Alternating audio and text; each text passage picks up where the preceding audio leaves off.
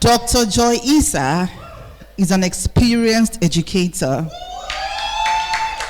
a management consultant, a youth counselor, and speaker. She speaks better than me. Those are the people that inspired my Yoruba English to get better. Who passionately supports young people through varied challenges. I agree.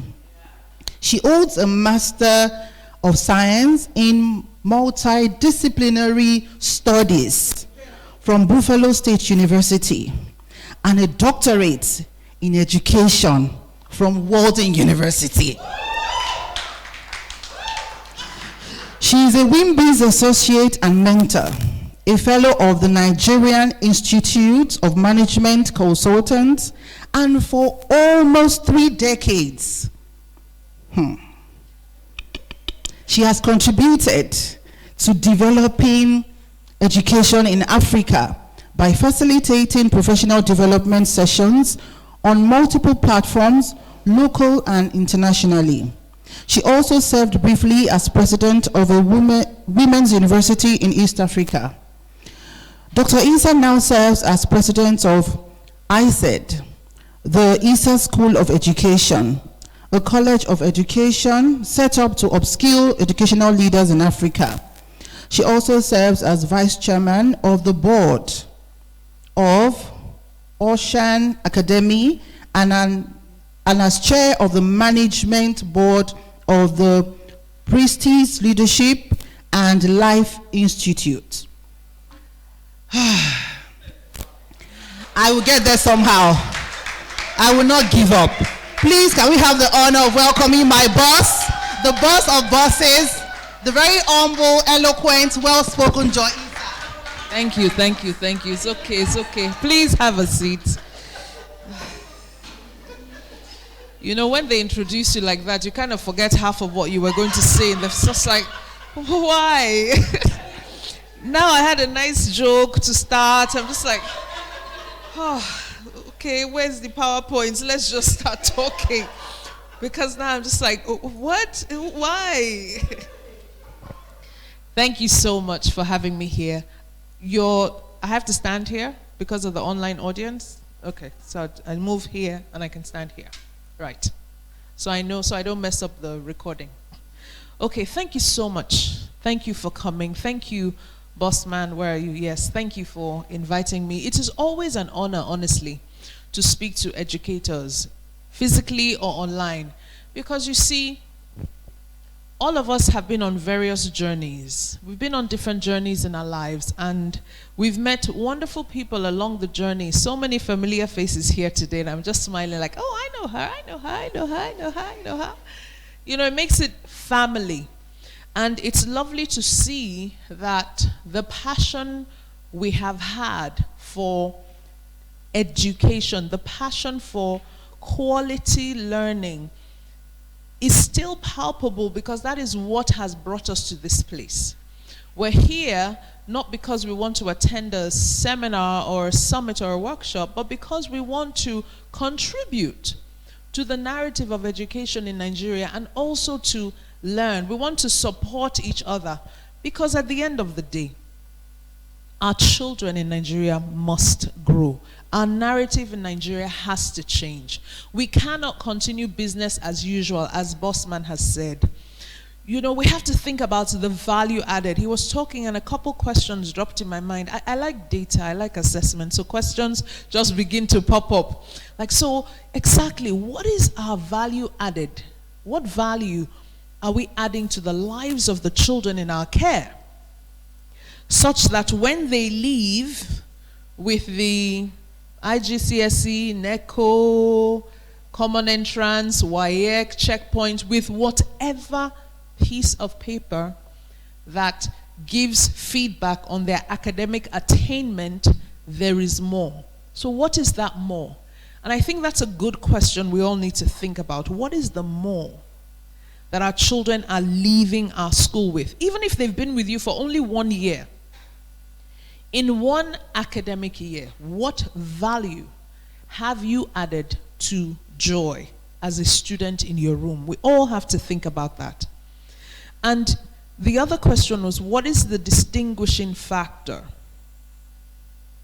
What is that distinguishing factor? There are many schools all around the world. Abuja, Kaduna. I've worked in 3 states in Nigeria. I've worked in Kaduna, I've worked in Abuja, I've worked in Lagos. I've worked outside of Nigeria. And I keep asking, what is the distinguishing factor? Why should these teenagers, these young adults, why should they come to your school? If we cannot answer the why, we usually do not invest in our products enough. Because we just think, oh, that school down the road is using these fancy textbooks. Yeah, let's buy those. Oh, the other one says this assessment tool is the best now. Let's use that. Is the data, or will that information, will you get feedback, authentic feedback to help you answer your why from that textbook? Will that fancy exam assessment tool, will it help you get what you need so that you can answer the question of value added? And the last question that popped in my mind is, in which subject areas can we develop the mission and vision? You know, he said something that, how do we develop mission and vision? So I thought to myself, what subject does that fall under? I wonder who can answer the question. Maybe somebody online or in the room. 1 minute, ask your neighbor. Online, post it in the chat room. What subject can help you teach mission and vision? I don't know. That's why I'm asking. What do you think? Ask. What do you think? What subject? What subject can help you teach me to understand my purpose in life? That's what he shared with us. So that when I leave your school, I understand who I am, what I feel I'm called to do.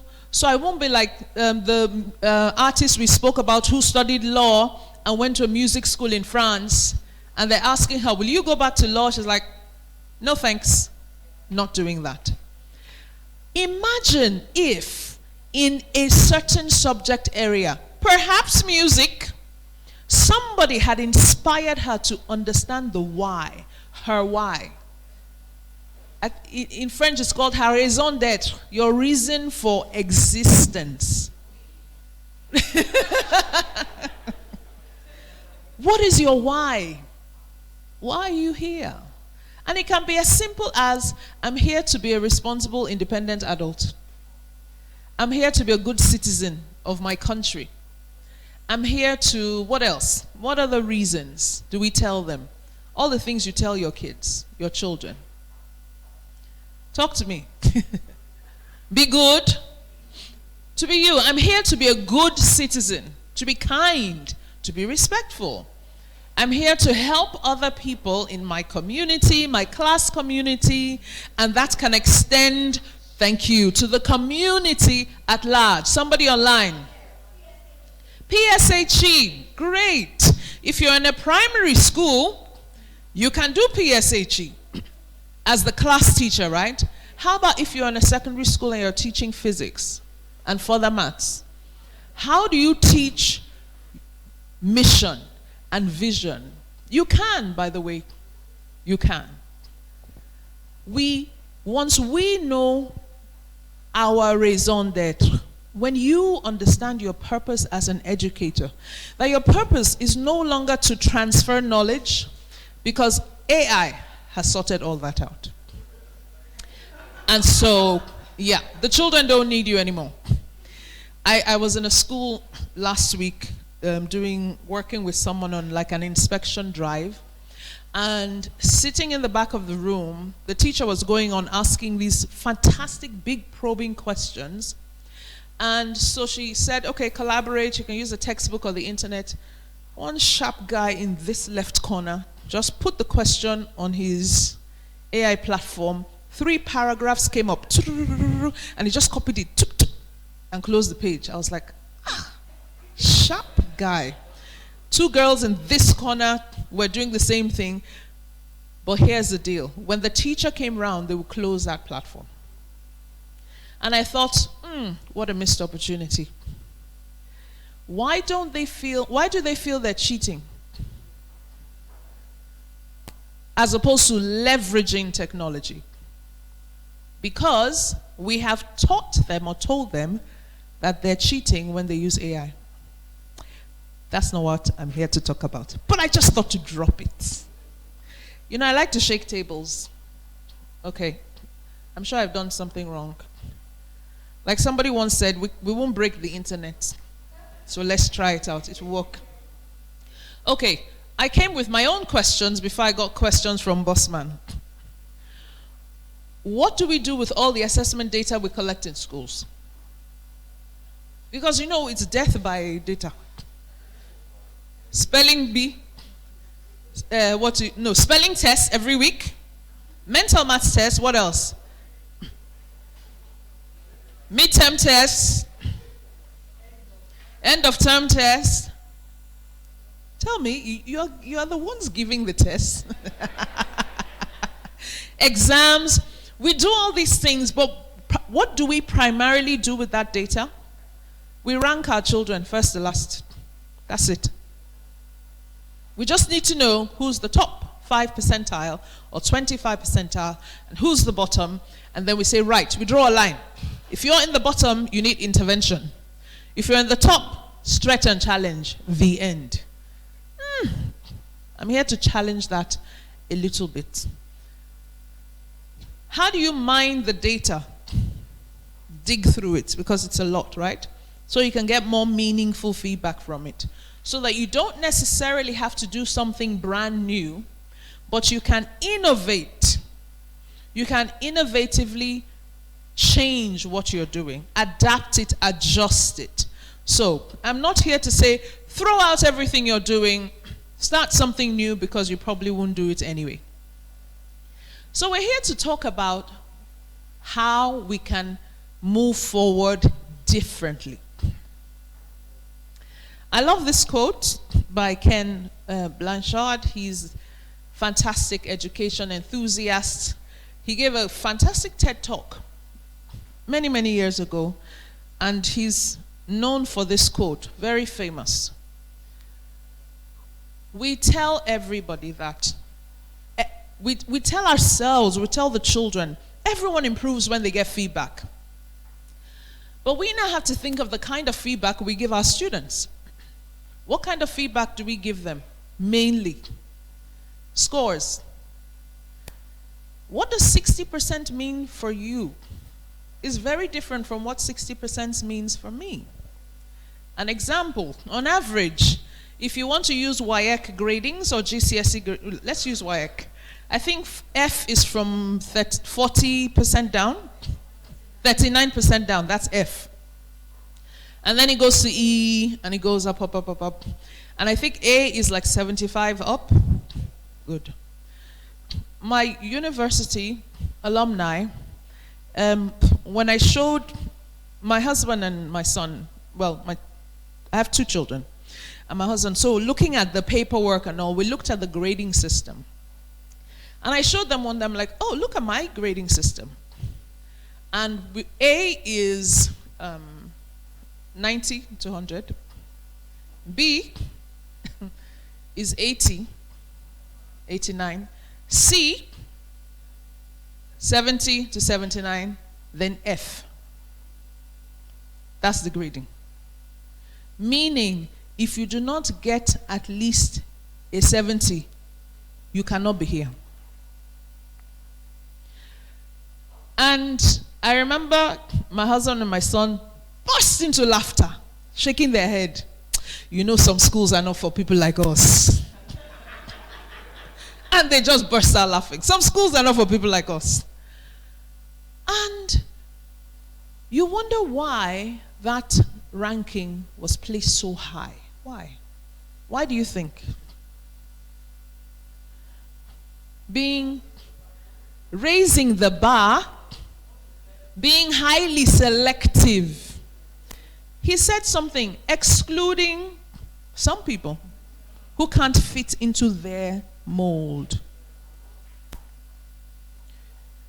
That is a form of feedback to say, I can function in this environment, I can fit into this mode, so I can get the grades I need to work here. If you probably sent me to a football academy, like the dog, I won't qualify. But has anybody ever given me feedback that I'm not good at running, but I'm good at words? Have we given our children that feedback? Where, you know what, your drawing is outstanding. You can do, DT, technical drawing, art, maybe geography, because you understand spaces and map reading. Maybe a bit of mathematics because of the angles and all. But when it comes to words, you struggle a bit. So perhaps we shouldn't make you do English and English literature in GCSE, perhaps.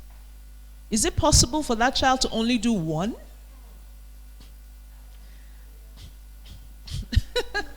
I already told you I like to shake tables.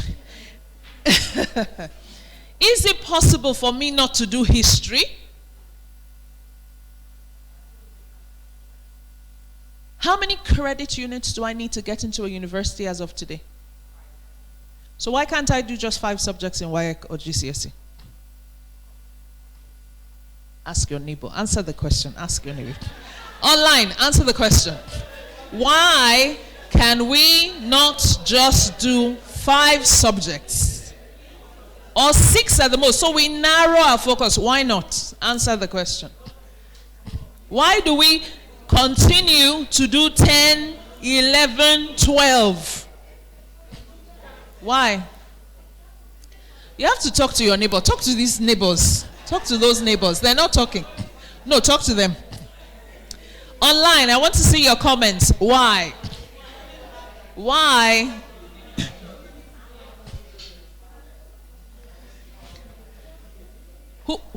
If you think your neighbor has the best response, let's see your hand and shout it out. If you think your neighbor has the best response, online or in the room, if you have the best comment, if you think online, if you see a comment you like it, just say yes, I like that comment. Okay. We need to bring WAEC here and have the conversation. Remember what we said earlier, what Mrs. Adefisayo said. You continue to talk. And then when innovation raises her voice, regulation will catch up with innovation. But if innovation does not speak up, regulation will continue regulating. Yes, online. Yes.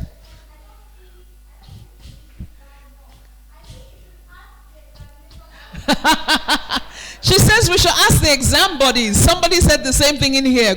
Bring WAEC to the room. But seriously, why are we doing that? You have to stand up for what you believe. If you know that Joy is the artist and the creative, you know that when you give her that long history textbook, it doesn't sit. It just passes through this ear to this ear. There are too many words. There are not enough pictures. There's not enough for her, there's not enough intrinsic motivation to get that information.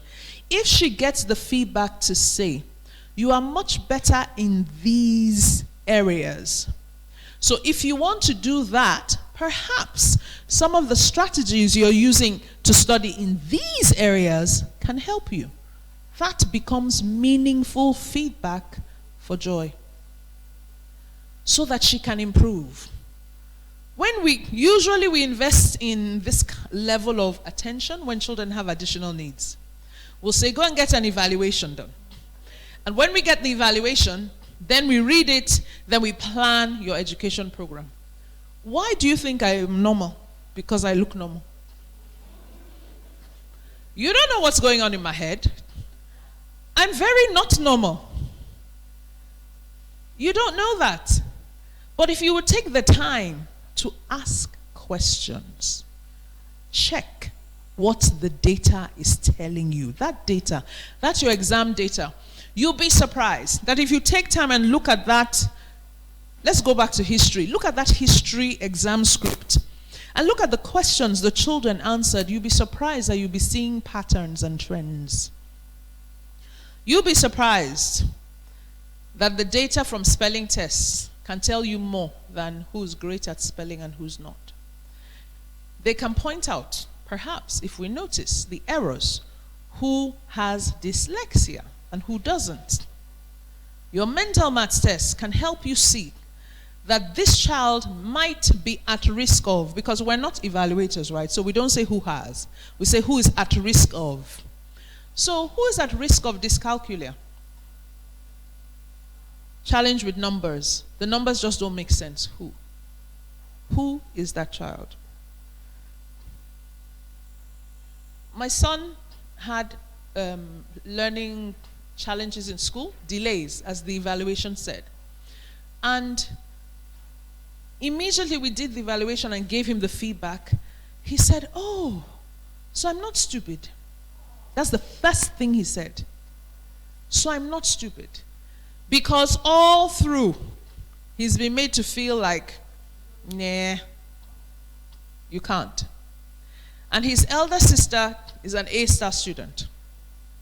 Interestingly enough, we've discovered she's at risk of, because we haven't done a formal evaluation, dyscalculia. How do we know? Numbers, and we should have noticed from when telling the time was just not telling. We tried all sorts, left and right, always confused. There were many telltale signs. And so, eventually, she got an A in maths in GCSEs. She says she practiced every question paper in the pack that the school compiled twice. So she passed not because she understood the concept, but because she recognized the question and knew that this is the format. Follow the format, you'll get to the answer. Reasoning. Reasoning, by the way, is a mathematical skill that we need to teach.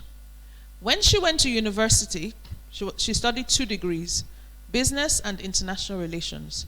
Her maths courses, in fact, there's a particular course I think she failed 4 times. She couldn't get past the course. She ended up taking extra courses across board to meet her, I think it's 120 credit hours or something per course. And she did. So they just said, just leave it, it's okay. Because she went to a country where they could sense that feedback and apply it. I wonder if she went to our school, whether she would have been allowed to say, just leave that one, do something else. I wonder. There are too many stories of, and I really want to just focus on this just a little bit more. There are too many stories of times where meaningful feedback has changed the lives of children. As school leaders, as teachers, we have to give meaningful feedback to our students. We need to move away from 10 over 10, 6 over 6, 6 over 5, 5 over 6. What does that mean? What does that mean? It looks great. Or you put a sticker. What does that mean in terms of quality learning? Back to what we're saying about assessments. You can mine the data you have and give your students meaningful feedback so that they improve, they learn. Common types of data, and I'll just focus on each one briefly. So academic data. What did I miss from my list? Did I miss anything? Types of data we use academically. I think anything that should be up here that we do in our schools to collect data. By the way, the presentation will be available, so you don't need to copy notes from the board. because I can see some people copying notes from the board. So we don't need to copy notes from the board because you can get the presentation. Okay. Different types of academic data. And we have all this information, but what do you do with the data? So I want to share just briefly how you can use your data more effectively. And I'd like us to talk quickly about this activity, or talk through this. So this is a first day in school. Your children are coming to your class, first day. Write a letter to them introducing yourself. Yeah? I am Dr. Joy Issa, I like, I don't like, I want, I don't want, I believe, I don't believe, whatever you want to write. Great. 3 paragraphs. And then you ask them to write you a reply. Don't give any other instructions. You just say, write a reply.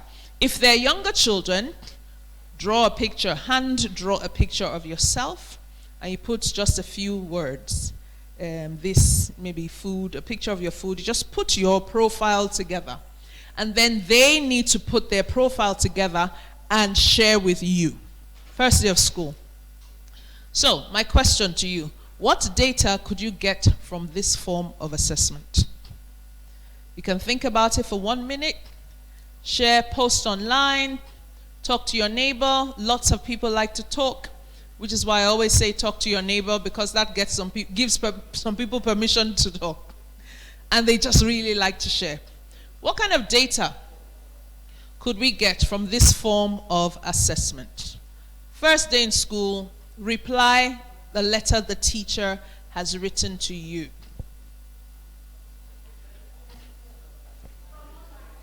Okay? Agnes says baseline data. Yes. Agnes, what does baseline mean for you? So, Agnes, what does baseline mean for you? And someone else can share and expand on that. Yes, in the room? What kind of information, what kind of data could we get from here? Yes, ma'am. Handwriting, spellings, grammar.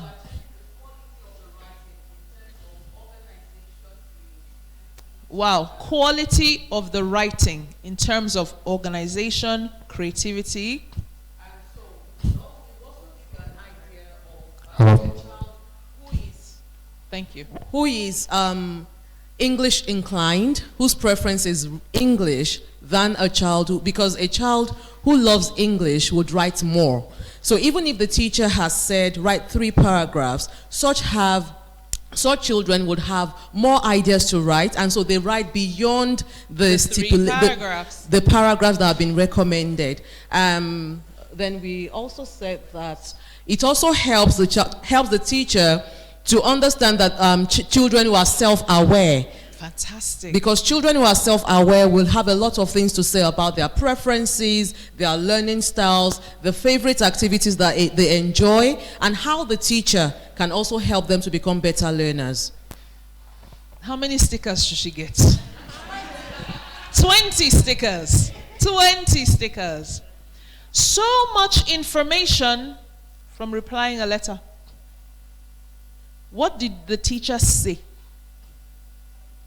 The teacher didn't even say anything. The teacher just put her letter or his letter on the board, and at the end, write a reply. Fantastic opportunity to get data if you do all she said. If you mine the data. If you go in there and look for information. Who is this child? Wow. She understands that noise troubles her. She understands that, she has a few friends and she's trying to make more friends. Okay, so I need to pay attention to the grouping. Who is this child?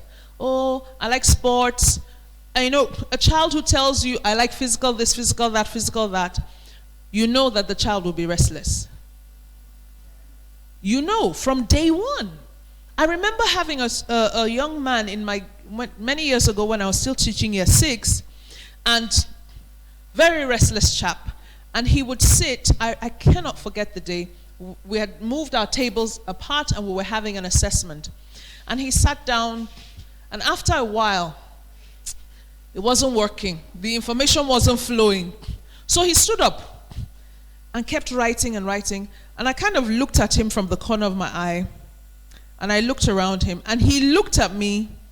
And I looked around him. He looked at me. He looked around. Then he knelt down and continued writing. As long as he wasn't sitting on his bottom. And I didn't say a word to him. He redirected himself. Because he saw my concern, that I looked around him and looked at him.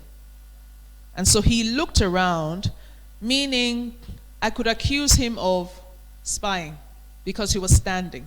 So he knelt. I didn't have to say, sit down, Joe. Why are you standing, Joe? You are distracting others. He wasn't distracting anybody. Everybody was focused on what they were doing, and the movement was helping him sustain focused attention. If I didn't know that child, I probably would have facilitated his failure, because I would have regulated him and made him underperform in that exam. You have a lot of data. You have a lot of opportunities to mine data. And remember, we're not only looking for academic data, we're looking for information on the children so that we can help them become better versions of themselves. So when that particular boy was upset or tired or something, no other sanction. You need to get up, you need to go to the bathroom, wash your face, and come back. I have to pause and please welcome our honored keynote speaker. My senior, Mrs. Adefisayo. Thank you so much for coming. Thank you so much. Thank you so much.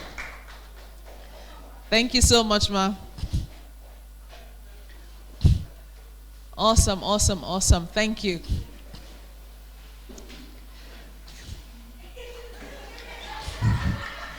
Yes, you're sitting next to the honored guests. Picture. She's the child. Remember, we always have one of those in the class. So you need to give her her moment. Allow her take her picture, do all of that so she's happy. Okay, another activity I want you to think about. This is a mental maths paper, right? So the teacher comes to class and says, okay, everybody, mid-level, let's say, when we used to use levels, level 4 mental maths. So the teacher, from the background data, some children are below expectations. Let's go back to year 6. So in year 6, it used to be like level 4. So Schofield and Sims book 4, right? Mental maths book, fantastic. So some children are coming in about 3, some maybe 5, we're not quite sure. So we give all of them, let's give them the level 4, one sheet. Everybody has to stop when it's 20 minutes. 20 minutes, you draw a line, you stop. Then you get the students to swap their books, tick, tick, tick, quick marking, and then they swap back. What kind of data can we get from this type of activity, this assessment? Again, talk to your neighbor. What kind of data can we get? You see why it's good to let your students talk to each other? Because the ideas they have, do you see the ideas we got from that group? And, sorry, pause, before you talk to your neighbor. And usually, we want to be the ones to explain and break it down and really teach them so they understand. The way that group explained and broke it down, wasn't that amazing? How do they feel? Validated, they have great ideas. Imagine what that does for young people. So we need to move away from this. Listen to me. Quiet. Remember, they have Google and they have AI. So there needs to be a reason why they're coming to you. And part of it is to talk to their neighbor. So please, let them talk to their neighbors. So talk to your neighbor. What kind of data can we get from this assessment?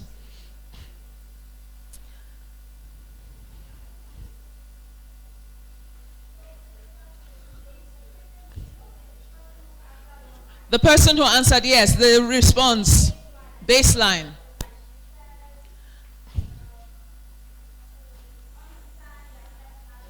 Okay? So baseline for her means get to know their personalities and help connect. Not even academic baseline. Like some of us, my mind went straight to baseline academics. I know where to start from. But she's saying baseline in terms of connections. Fantastic. Okay, I'll give you a minute to talk to your neighbor. And we can get another group to volunteer to share the kind of data we can get from this form of assessment. If your group is ready, show us. Even if it's online, if you're ready, type it in the chat room.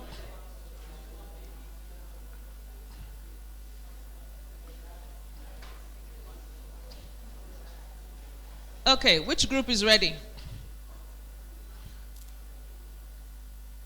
We have to take a group. We can have 2 or 3 groups. You ready? They're ready, but they don't want to talk. In case I say the answer is wrong. Okay, this group is ready. Yes. Go ahead, please. Okay, thank you. For our group, we said that because there's a time limit for them, so we can teach them the virtue of punctuality. Okay. Okay, then secondly, the virtue of integrity. When they exchange their books, they shouldn't be biased because this is my friend. Okay, I'll mark. You don't change answers because it's your friend. Yes, so integrity comes to play too. Fantastic. So we can teach. You see how we can teach? So we don't need the lesson title. The learning objective is to learn about integrity. Full stop. To learn about punctuality. Meanwhile, in this maths lesson, we have just understood the importance of being time conscious, being on time. So when the timer starts, start on time. That's not when you need to, I need to sharpen, I can't find. No, you will not be done in 20 minutes. And integrity, you have to be integrous. Don't change answers. Fantastic. What else? What else? That group. Online, do we have someone? Okay, that group is ready. After them, we'll come to you. Yes. These assessments could give us information about the speed at which the students do their work. Speed and accuracy. Yes. Are they making careless mistakes because they're rushing, or are they really quick and on point? Also, you've mentioned that before, time management is part of it. And also sticking to instructions. When you ask them to stop, are they stopping immediately, swapping their notes? Some students will be arguing, I'm not ready, I'm not done, I'm not done. So, like that. And that's the opportunity for you to teach the skill, self-regulation, stop. The last one, you can also get information about a student who is very good at numeracy or arithmetic in that. And they have great mental calculation strategies. And how do you get that? Joy, explain how you got that answer. And Joy explains it, and you're like, man, there's no way I would have thought about it like that. Because my maths is, even though I'm the S6 teacher. This group wanted to share? They've shared what you wanted? Okay. Yes.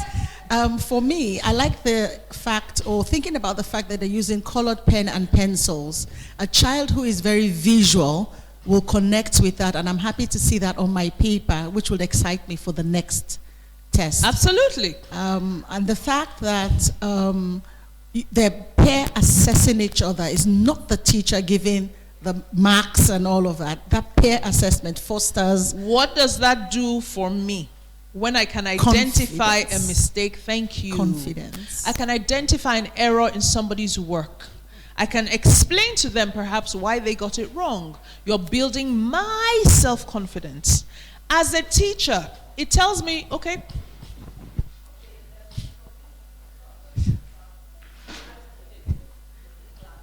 I'm sorry, use the mic because I can't hear you. It also brings out the ambience in the class and these different personalities. Okay. And those that are in cliques and the rest of them. Because sometimes when you ask them to exchange, they say, Miss Ijoma, I want to give her my book. Yes, I want to give her I my don't want book. to give I her. don't want. So, thank you. So you can reset your classroom and change your, I used to change groups every 3 weeks, maximum 3 weeks we must move. It was a law. Every 3 weeks, the tables will move. And you see the children coming to lobby. Mrs. Issa, I know it's time to change, but I really don't want to sit next to her. And I'm like, but you understand the rules. And when I have too many lobbies, I don't give them the choice to pick from a hat. I set the groups for that next round. And I put you next to you. For 3 weeks, you'll be all right.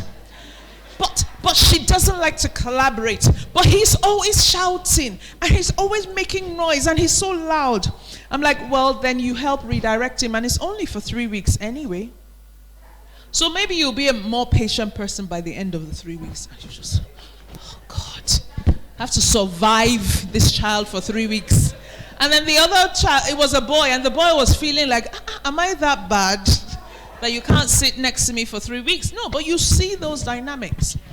Remember what I've been saying. What are the opportunities to give meaningful feedback to our students so that they grow, so that they improve, they self-regulate? That is how we can use the data we're collecting to enhance teaching and learning. External exams. Just to save time, I've kind of put my own ideas, but we can have others. Compare last year's data and this year's data. What are the high points, low points? Any trends among girls and boys? Do we notice these things? Some of us have those reports, have the data in the report from the exam board, but we don't read it because it's just a lot. And you know, what are we going to do with this information? We just need to know the first and the last. And we draw the line on 25% down and 25% up. Really, that's what we do. Meanwhile, if you have the opportunity to have those GCSE reports and checkpoints or whatever, read the report. It tells you so much about your children and not just about their academic attainment. Okay, so all of that was academic data. Now let's explore our non-academic data points. Do we have all of these in our schools, yes or no? Okay, let's go to most. Do we have most of these in our schools? Okay, let's go to some. Do we have some of these in our schools? Okay, I heard more yeses. All right. Okay. My suggestion and my proposal is you should have all of these, because these are fantastic opportunities for you to get data from your children. How do you do a well-being or an attitudinal survey with early years? What does it look like? Age 5 down. How do you conduct an attitudinal survey? What does it look like? I am happy in school. Smiley face, straight face, sad face. I like my friends, or I have friends in school. Smiley face, straight line, sad face. I like to share. No. And they will click. They will tick no, because I don't like to share. You can even read out the questions to the children. They can raise their hands or put them down. The trick, I remember once, one of the schools where I'd worked, one of my assistant heads then said to me, she went to observe, to conduct, this interview, the survey to roll it out. And when the teacher was reading out, she noticed a young child looked at the teacher. I think it was my teacher helps me a lot or something like this. And the boy was going to put the X on no. But he kind of looked at the teacher, and I think maybe the teacher made eye contact at that time or something. So he just gently moved his hand to the smiley face so the teacher wouldn't get a bad score. when you conduct these kinds of surveys and data collection points, make them as authentic as possible. Get another teacher to do it. Get a school leader to do it. Someone else. So the children can be honest. And the Dr. Isas who like to look at data. No. Everybody. The nurse was the one who brought that up. She noticed the trend. So, are we noticing the trends in our schools? How about new teacher mentorship data? Do your new teachers feel mentored and supported? Do they understand your mission so that they can replicate it? Who is mentoring the new teachers, and what is the data from that point? Last one, perception data.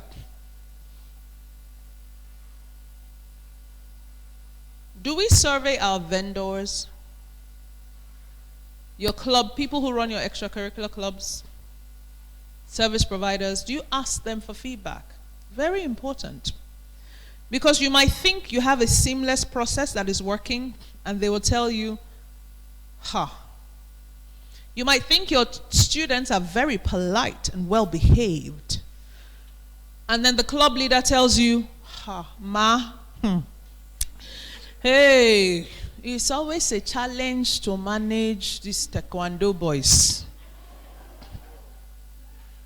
But we don't get that feedback because we don't ask for it.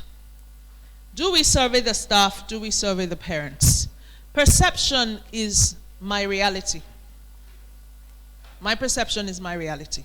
So if you ask my opinion, you probably will find out what's going on in my head and will be able to use it. Okay, so I have this cycle or suggestion, and that's where I will end, how we can use data effectively. And I start with asking questions, like we did today. Ask questions. Make a note of your questions. Always question what is happening. The status quo, dig in. Ask the right questions. And there's no wrong question, by the way, so just ask. Keep asking the questions you need. What are the trends? Which students have learning gaps? Do we have the skills to meet the learning gaps? Do we know what to do to support them? And if we don't, who on the team knows what to do? Can we find someone who knows what to do? Can we find a resource? What can we do? The only way we can know that is if we ask the question. Which interventions, we have all these fancy school improvement plans, a strategic improvement plan, and then we give the inspectors and we pass our inspection and we're good. Review your plan and see which intervention worked. Which one didn't work? Change it. The one that worked, use it again and again and again. Your resources, deploy them. Deploy them effectively. Now, when you've asked all these questions, you now need to determine where you can find the information you need to answer the question. Who has that information? The nurse has the medical logs. So we need to find out this headache, this, what's going on? Let's ask the nurse for the logs. Who will give us the information on lateness after lunch? Who will have that data? Does anybody even keep that data? Pardon? The subject teachers, the class teachers. Can we get them to keep that data, and can we talk about it? Okay. So we have that data. We've determined, what it is. Host, I call them data analysis meetings. Some people will call them a review meeting, an evaluation meeting, but I like to call them data analysis meetings where we discuss the data. I have a saying I like to share. None of us is as good as all of us. So host your data analysis meeting so that the ideas will culminate into a big, juicy plan. The suggestions will now form the action steps that need to be taken to meet the needs of the children. Very, very important. So one of the things you might want to think about leaving this place and online is, what are the opportunities we have, or what opportunities do we have to host data analysis meetings? What opportunities do we have? Is it in our departmental review? Is it induction at the beginning of the year, end of term, beginning of term? What opportunities do we have to host data analysis meetings so that we can look at the data we have to drive student improvements, to drive more enriching learning experiences for our children? And of course, when we've put that data together, we must have an action plan. Call it an SIP, school improvement plan, call it departmental improvement plan, whatever you want to call it. And it needs to clearly state who is doing what, where is this going to start, which year group, who's responsible, when are we going to check in, milestones. It shouldn't just be, yeah. You know, we have to start having pull-out sessions so that children who need to improve their reading, they'll be pulled out. Who is pulling who? Who is giving information, permission? Who's telling the parents? Who is monitoring to get the baseline and to check every 6 weeks? Who is doing all these things? It needs to be clearly written out so that we can follow up. And the final part of the cycle, we revise. We revise and we check. We revise and we check. What were or what are the results of our action plan? How do we measure the impact of the action plan? And this is now more data, right? So you see you're round, you're back again. You now have fresh data to look at and say, okay, do we continue this next academic year or do we do something different? What do we do? So that's the cycle, how to use data effectively. So like I said, schools have a lot of data already. So my proposal today is not to share new approaches, but to get you to question your current use of data and how effectively you are using it to enhance your students' learning. Are we just ranking our children first to last? Or are we understanding them deeper? Are we identifying strengths, challenges, and what are we doing with that? We remember, right? They have to cross the line. Data gets you across that line. Meaningful feedback will get your students across that line. And the only way we can give meaningful feedback is if we have spent time mining the data we have so that we can get the information we need to take them forward. Thank you very much for listening.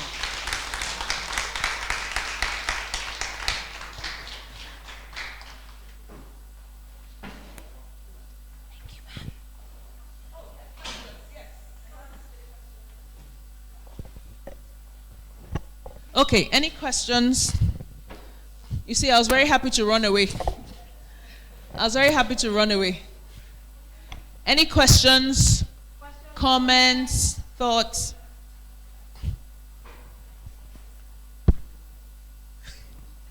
Thank you, Mrs. Issa. That was brilliant. Thank you. And from my experience with you, it's always been data. Even though at that time, I think we didn't really understand how important that was. From what you've said today, in the whole school system, everyone has to be involved in the data collection. Yes. How do we get teachers to be intentional about doing this? So if, as a school owner, how do you make your teachers invested? Because like you said, it's work and more work. Yes, it is more work. So how do we get teachers there so that they're consciously, looking out for this information? Great question. Thank you for asking. Teachers have multiple opportunities to gather data. Their spelling tests, their quizzes, they have these opportunities. Have the data analysis meeting. That's why it's not a session where I'm telling you how to use the data and how to do the analysis. We're sitting in a meeting and we are analyzing the data together. Teachers, adults really, not just teachers, we run away from stuff that we find challenging. As long as it's new and you want me to change. Change management theory says there are multiple reasons why people resist change. Number one, they're afraid of the change. More work. Number two, they don't understand the change. Why? Number three, they don't like the person leading the change. Oh yes, research shows. If I don't like you, what you are saying is making sense. However, I'm not interested because I don't like you. So, when teachers are resisting whatever change it is, let us explore the resistors. Is it you? Are you the chief resistor? Is it you? Is it the change, meaning they don't like the change, or they don't understand the change? They're afraid of the change, the additional work. What is it? And when we address those things, when we address those whys, then we're able to say, okay, we get buy-in. So I recommend that it starts from currently available data, not new data. Do the analysis with what is already on ground. That gets me comfortable so that when you tell me to put a new letter, put a letter on the board and write and do that analysis, that's not so bad, I can do that. Because you've gotten me a bit more comfortable with data analysis that I'm kind of afraid of. Okay. We have a next question. Okay. Thank you, Mrs. Issa, for that insightful talk. From my experience, I realized that girls are more achieving than boys. And I worry because the school system is not designed to favor boys' learning. Yeah. And the teachers, especially in primary school, where you have... Pause. You see, when you when you drop something like that, the rest of us are wondering, how do you even know this information? So, go back, like 3 steps. What data did you gather to show you that girls were more achieving than boys over the last 3 years? So we're doing doctorate something. All right. Explain. So, okay, in my own setting, Yes. we use data a lot. So from the CAT data, from Cognitive ability tests, CATs. Also from the cognitive ability. Because we're all learning. I'm sorry. We're all learning. Okay. Okay, so, and also from the end of year data. Okay.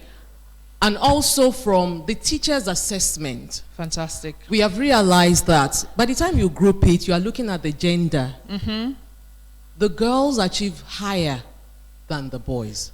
Pause. So that means in that setting, not only do they list all the scores, as a class, as a year group, they list the scores by gender, boys and girls. And when they compare, they can see, the girls' scores, perhaps maybe the lowest on the girls' side is still higher than the lowest on the boys' side. Go ahead. And looking at the school system, in primary school, there are more female teachers than male teachers. Trouble. Could that be the reason? Remember, with data analysis, what do? We ask questions. Before we start answering, we'll ask a million questions. We're just question. That's mining the data. Go ahead. So how do we support the boys? How do we work towards raising the achievement level for boys? Awesome question. girls, by our socialization in this context, girls are taught to sit down, be prim and proper, pay attention. And that's what you're asking them to do in class, right? And boys are able to, let's play, we can be rough, and so they're always in trouble in our classes. Could that be the reason why? Another question. Go ahead, please. So I just wanted to say something somebody said from online, and that was for the first question. Fantastic. When you said what she said, how do you get teachers to? Yes. So somebody said from online, that's Okusonya Adeyemi. She said we can make it as part of KPI evaluation. Interesting. Yeah. Key performance indicators, KPIs. That means as a teacher, I have a few targets. I have a few key things listed that will show that I am performing well. Some people use that for their appraisal system. Some people will triangulate that or compare that with lesson observations as well. So on the KPIs, for example, is that you submit your lesson plan on time. Attendance, punctuality, your emails, you're prompt to answer emails, your marking is done within 2 weeks. Things that you may not check in a lesson observation can be listed as KPIs. And you may want to use that to say, okay, teacher, how effective are you? You can use that both ways. Self-evaluation. Mrs. Issa, how effective of an educator are you? Are you meeting your KPIs?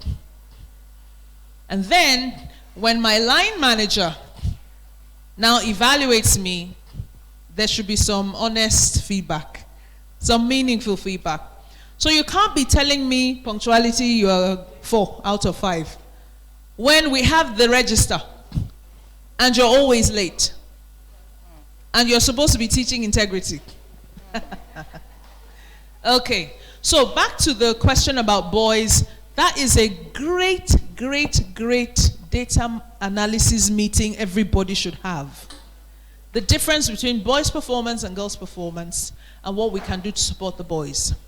Can we be a bit less rigid with our sit down and stop making noise? Can we try and allow the boy who needs to stand up a bit when he's writing? Remember I told you about my student? And he was writing, and he was okay, and they were discussing. Can he stand and discuss? Can they stand? And then when they're done, can they move to this angle, and can they sit, cross their legs, and write? Perhaps. That might make it more comfortable. And who knows? There are different settings. Our ultimate goal is to enhance student performance. Mining the data, disaggregating it, boys, girls, this year, last year, this year, 2 years ago. Let's check the trends and see how we can support the children. Last question. We're running out of time. You need a mic so the online can hear you. I was saying, just following on from the last question, I think even the use of data is also not using data in isolation. Yeah.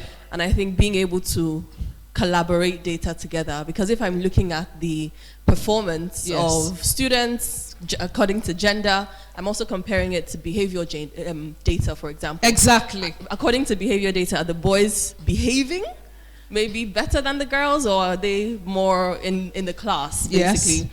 Also, maybe from the side of the students and the non-achievement data or the surveys that the students will feel, how exactly do the boys enjoy learning the way that learning is being given? Am I happy in school? Am I happy in school? How many boys have smiley faces? Exactly. So, and how many boys have sad faces? Like Bossman said. Yes, I think being able to just compare the data, and I think even how do the boys, how do the students like to learn? Obviously, the perfect education would be being able to have personalized and bespoke education. Of course. How realistic or how possible can that be? That's a different conversation. Yeah. But it's also, okay, how exactly can education within our schools be expanded to such a way where it's not maybe only fitting the girls who are able to grasp information by sitting, but maybe it's more active, more physical, more interactive, more engaging for the guys that want to play around, that want to move around, that want to talk. So she has given us a wonderful plenary to summarize our learning. Just so I don't miss what you said, the question, part of the question you asked earlier, who supports with data gathering and all? Everybody has data. Some people can be appointed to take responsibility for pulling it together. And you can have an assessment manager, data officer, any of your SLT members, that's fine. However, the data analysis is collaborative. There are multiple touch points, so we check across. Check the nurse's log, check the behavior records, check the assessments, let's check. This Joy, red flags here, red flags here, red flags here. That's a major, who's disturbing my lesson? We need to assess the multimedia. The boys are disturbing the multimedia boys are disturbing my lesson. She has a question. Okay. So it's still about Mrs. Amatosha's question, Yes. and I am standing for the boys right now. That's right. So what if, from that survey, Yes. I didn't put a smiley face, like Yes. I'm not happy. Yes. And then from finding out why I'm not happy because I don't want a female teacher to teach me. So boys want more male teachers. Actually. So True. how does the school solve that? They need Very good question. teacher hunting, male teacher hunting. Some boys respond more positively to male teachers than female teachers, and there's a simple reason. Perhaps mom is a soft one at home. So when the female teacher tries to be tough, they don't understand it. Because mom is not tough. Mom is a soft one at home. And so you're supposed to be mom. You're supposed to be soft. Why are you like this? What's wrong with you? And that antagonism comes. And when maybe the PE teacher comes and just stands and says, "Excuse me, Joy," and they're just like, they reset, as we say. So, my background, my socialization has an impact on how I think and how I behave. Obviously, we can't go and recruit 10 male teachers. You don't force a teacher to be a teacher. But it is possible if in that regard, if that now becomes the feedback, what do we do? Can we get the male members of staff to visit the class from time to time? Can we involve them in the learning? Since we're talking about early years, can they come and do some reading in the class? Can they team teach? Can we have the collaboration so that we strengthen the basis? Okay, I did say last question. Somebody's hand has gone up again while the IT is still, okay. Comment, go ahead. Said that we are yearning for male teachers in the class. I want to ask a question. Okay, let me. Yes, ask the question. How many male teachers have the patience to teach early years? So that's. Yeah, let's use data to corroborate what we want to say. So we have a non-emotional response. Patience is a virtue of the human being, not a virtue of the female being. Everybody who invests time, energy, and effort can develop the patience required to work with children and young people who are still developing self-regulation. That's the best way to say that.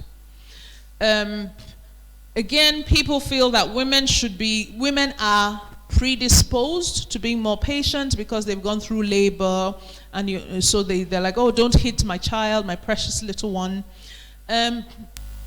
Yeah, you could say that. However, where's the data supporting that? But yes, patience is a virtue that every human being should have, not just females.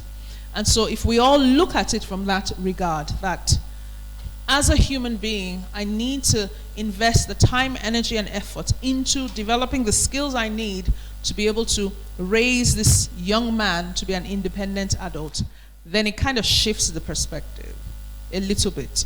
So you know that it's not about you, the teacher, it's about getting that student to perform. I like to shake tables. Any more thoughts, questions, comments? Thank you very much again. This was a privilege. Thank you for having me.